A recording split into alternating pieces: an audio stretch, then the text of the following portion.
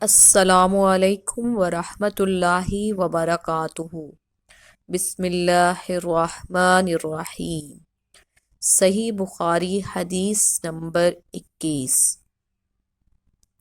इस हदीस को हमसे सुलेमान बिन हरब ने बयान किया, उनसे शोबा ने, वो कतादा से रिवायत करते हैं, वो हज़रत अनस रज़ियल्लाहु अन्हु से, और वो नबी करीम सल्लल्लाहु अलैहि वसल्लम से नकल करते हैं कि आप सल्लल्लाहु अलैहि वसल्लम ने फरमाया, जिस शख्स में ये 3 बातें होंगी वो ईमान का मज़ा पा लेगा। एक ये कि वो शख्स जिसे अल्लाह और उसका रसूल उनके माँ सिवा से ज़्यादा अजीज़ हों, और दूसरे ये कि जो किसी बंदे से महज अल्लाह ही के लिए मोहब्बत करे, और तीसरी बात ये कि जिसे अल्लाह ने कुफ्र से निजात दी हो, फिर दोबारा कुफ्र को इख्तियार करना वो ऐसा ही बुरा समझे जैसे आग में जाने को बुरा समझता है।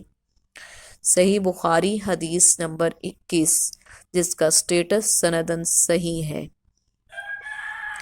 हमसे इस्माइल ने ये हदीस बयान की, वो कहते हैं उनसे मालिक ने, वो अम्र बिन याह्या अल-माज़नी से नकल करते हैं, वो अपने बाप से रिवायत करते हैं, और वो हज़रत अबू सईद खुदरी रज़ी अल्लाह अन्हो से, और वो नबी अकरम सल्लल्लाहु अलैहि वसल्लम से नकल करते हैं कि आपने फरमाया, जब जन्नती जन्नत में और दोज़खी दोज़ख में दाखिल हो जाएंगे, अल्लाह पाक फरमाएगा, जिसके दिल में राई के दाने के बराबर भी ईमान हो, उसको भी दोज़ख से निकाल लो। तब ऐसे लोग दोज़ख से निकाल लिए जाएंगे और वो जलकर कोयले की तरह स्याह हो चुके होंगे, फिर जिंदगी की नहर में या बारिश के पानी में डाले जाएंगे। इस वक्त वो दाने की तरह उग आएंगे, जिस तरह नदी के किनारे दाने उगाते हैं। क्या तुमने नहीं देखा कि दाना जर्दी माइल पेच दर पेच निकलता है। सही बुखारी हदीस नंबर 22, जिसका स्टेटस सनदन सही है।